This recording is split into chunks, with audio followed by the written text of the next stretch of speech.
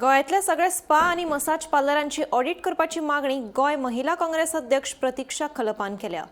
कांय स्पा परवानो नासतना चलतात आणि बेकायदेशीर वावर करतात असो आरोप तिणें केला। संबंधितान परवाने तपासून नेम मोडप्यांचेर खर कारवाय करची अशी मागणी खलपान केल्या।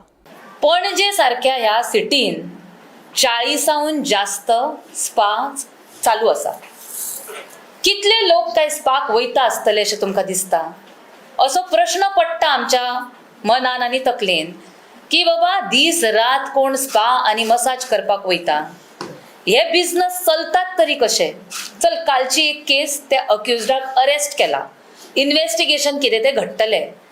पण आमकां प्रश्न पडटा की ह्यो फ्लॅश ट्रेड नाले अशी जो धंदो चलता तो कसो चलता आनी कोणाच्या प्रोटेक्शनाचेर चलता।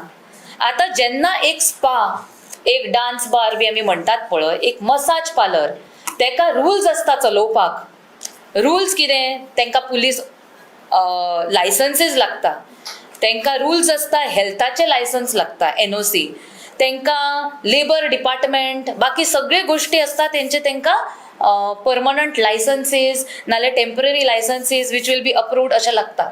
थोडे रुल्स आसा की क्रॉस मसाजीस अलाउड करूंक जायना असल्या मसाज पार्लरान।